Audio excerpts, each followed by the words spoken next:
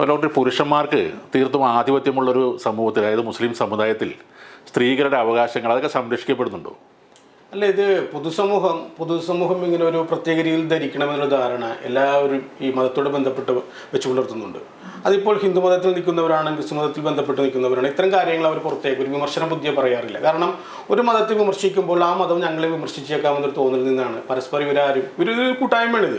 പിന്നീട് വരുന്ന ചെറിയൊരു വിഭാഗം മാത്രമേ ഉള്ളൂ ഈ രീതിയിൽ ചിന്തിക്കുന്ന, അല്ലെങ്കിൽ ഈ ജനാധിപത്യ മര്യാദകളോട് ബന്ധപ്പെട്ട് ഇത്തരം ആശയങ്ങൾ വെച്ച് പുലർത്തിക്കൊണ്ട് ഇത്തരം ചോദ്യങ്ങൾ ചോദിക്കാൻ തയ്യാറാവുന്നത്. ഒരിക്കലും മതത്തിൻ്റെ ഉള്ളിൽ സ്ത്രീകളൊന്നും സുരക്ഷിതരല്ല. നമുക്കറിയാം, ഇപ്പോൾ ഇന്ത്യയിൽ തന്നെ സംഭവിച്ച ഒരു കാര്യം ഞാൻ പറയുകയാണ്. ഇമ്രാന എന്ന് പറയുന്ന ഒരു പെൺകുട്ടിയെ, ആ സ്ത്രീക്ക് 3 മക്കളുണ്ട്, ഭർത്താവുമുണ്ട്. ഒരു സമയത്ത് ഇമ്രാനയെ ഈ ഭർത്താവിൻ്റെ പിതാവ് ബലാത്സംഗം ചെയ്യുകയാണ്. അപ്പോൾ ഇന്ത്യയിലെ ശരീഅത്ത് നിയമങ്ങളോട് ബന്ധപ്പെട്ട് വരുന്ന ഈ പുരുഷ കേസരികൾ നിയന്ത്രിക്കുന്ന ഈ മത നിയമം അത് പറഞ്ഞെന്ന് പറയുന്നുണ്ടെങ്കിൽ, ബലാത്സംഗം ചെയ്ത ഈ ഭർത്താവിൻ്റെ പിതാവിനെ ഭർത്താവായി സ്വീകരിച്ച് ഭർത്താവ് ഉൾപ്പെടെ 4 കുട്ടികളുടെ അമ്മയായിട്ട് നിൽക്കാനാണ് ഒരു നിയമമാണ് പറഞ്ഞത്. ഇന്ത്യയിൽ സംഭവിച്ചതാണ്.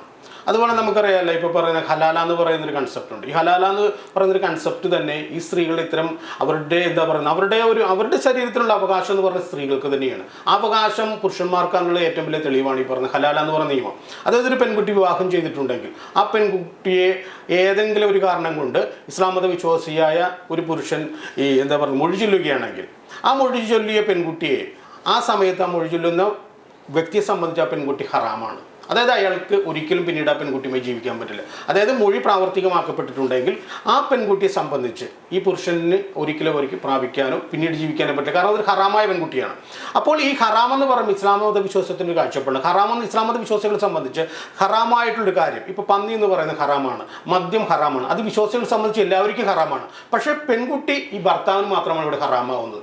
ഈ ഹറാമായ പെൺകുട്ടി ഇയാൾക്ക് ഹലാലായിട്ട് ഉപയോഗിക്കാൻ പറ്റും. അതെങ്ങനെയാണെന്ന് വെച്ചിട്ടുണ്ടെങ്കിൽ, ഈ ഹറാമായിട്ടുള്ള പെൺകുട്ടിയെ മറ്റൊരു ഇസ്ലാം മത വിശ്വാസി വിവാഹം ചെയ്ത് നിയമപരമായിട്ട് അല്ലെങ്കിൽ മതം പറയുന്ന രീതിയിൽ ഡിവോഴ്സ് അല്ലെങ്കിൽ ഈ പറയുന്ന തലാക്ക് ചൊല്ലിക്കഴിഞ്ഞിട്ടുണ്ടെങ്കിൽ അവർ അദ്ദേഹത്തെ സംബന്ധിച്ച്, രണ്ടാമത്തെ ഭർത്താവിനെ സംബന്ധിച്ച് ഹറാമാകുമ്പോൾ ഈ ആദ്യത്തെ ഭർത്താവിന് വിവാഹം ചെയ്യും. അപ്പോൾ ഇതൊരു ഹലാലായ ഒരു പെൺകുട്ടിയായി മാറുകയാണ്.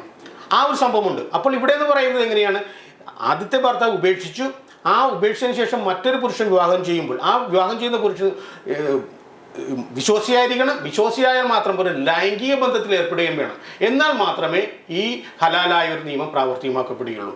അപ്പോൾ സ്ത്രീകളുടെ മാനസിക പരിഗണന ഒരിക്കലും ഇത്തരം നിയമങ്ങൾ പരിഗണിക്കാറില്ല. അപ്പോൾ സ്ത്രീയുടെ മാന്യതയുണ്ട്, സ്വന്തം ശരീരത്തിൽ അവൾക്കുള്ള അവകാശമുണ്ട്.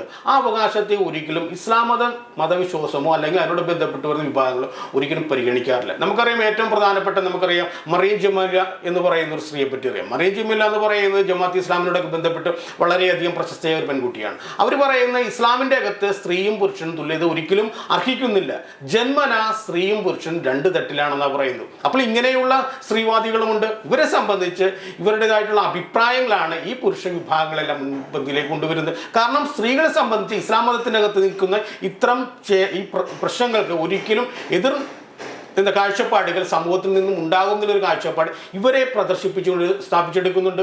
അപ്പോൾ ഇസ്ലാം മതത്തിൻ്റെ അകത്ത് നിൽക്കുന്ന പെൺകുട്ടികൾ അല്ലെങ്കിൽ സ്ത്രീകളെ സംബന്ധിച്ച് എല്ലായ്പ്പോഴും അവരുടെ അവകാശങ്ങൾ പുരുഷന്മാരാണ് നിയന്ത്രിക്കുന്നത്. പിന്നെ ചോദിക്കാനുള്ളത്, മുസ്ലിം സമുദായത്തിലുള്ള ഈ മെഹർ സമ്പ്രദായവും മറ്റേ ഹിന്ദു ആവട്ടെ ക്രിസ്ത്യനാവട്ടെ, അപ്പോൾ അവിടെ കണ്ടൊരു സ്ത്രീധന സമ്പ്രദായം അതൊരു മോശം ഇടപാടാണ്. ഞങ്ങളുടെ സമുദായത്തിൽ ഞങ്ങൾ സ്ത്രീകളെ ഒരിക്കലും ആ രീതിയിലല്ല കാണുന്നത്, അതായത് ധനം ഇങ്ങോട്ടാണ് തരുന്നത് എന്നൊരു സംസാരമുണ്ട്. എന്താണ് ഈ മെഹറിനെ കുറിച്ചുള്ള അഭിപ്രായം?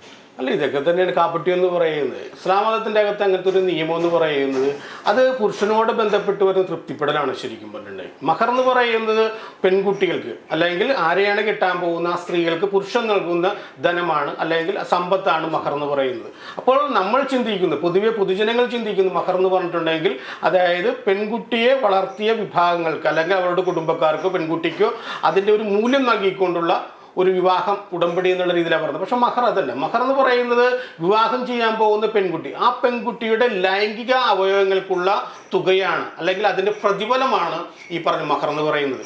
അതായത് ഈ ഒരു പെൺകുട്ടി വിവാഹം ചെയ്യുമ്പോൾ ആ പെൺകുട്ടിയോട് ബന്ധപ്പെട്ട് വരുന്ന ലൈംഗികത ആസ്വദിക്കുന്നതിന് വേണ്ടിയുള്ള കൂലിയാണ് ശരിക്കും പറഞ്ഞ മഹർ. ഈ മഹർ ഈ ഡിവോഴ്സ് ആയിട്ടുള്ളൊരു പെൺകുട്ടി അല്ലെങ്കിൽ തലാക്ക് ചൊല്ലിയ ഒരു പെൺകുട്ടിയെ ഈ മഹർ ഒരു കാലഘട്ടം കഴിയുമ്പോൾ തിരിച്ചു കൊടുക്കേണ്ടതുണ്ട്.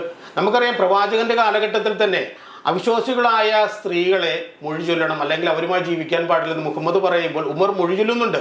അതായത് ഉമറിന് 2 ഭാര്യമാർ ഈ പറയുന്ന അവിശ്വാസികളായിരുന്നു, ഇസ്ലാം മതത്തിലേക്ക് വന്നിട്ടില്ല. ആ സമയത്ത് ഈ പറയുന്ന മഹറായിട്ട് അദ്ദേഹം കൊടുത്ത ധനം തിരിച്ചു വാങ്ങുന്നുണ്ട്.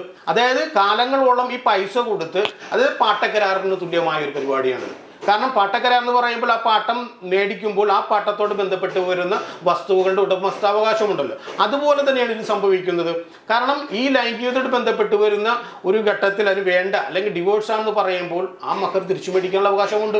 അപ്പോൾ ആ ലൈംഗികതയോട് ബന്ധപ്പെട്ട് വരുന്ന അവയവങ്ങൾക്കുള്ള ഒരു പ്രതിഫലം മാത്രമാണ് ഇസ്ലാമിനോട് സംബന്ധിച്ചുള്ള മഹർ. അതിന് ഈ പറയുന്ന രീതിയിലുള്ള മഹത്തരമായ യാതൊന്നും തന്നെ സമൂഹത്തിൽ കൽപ്പിച്ചു നൽകാൻ പറ്റില്ല.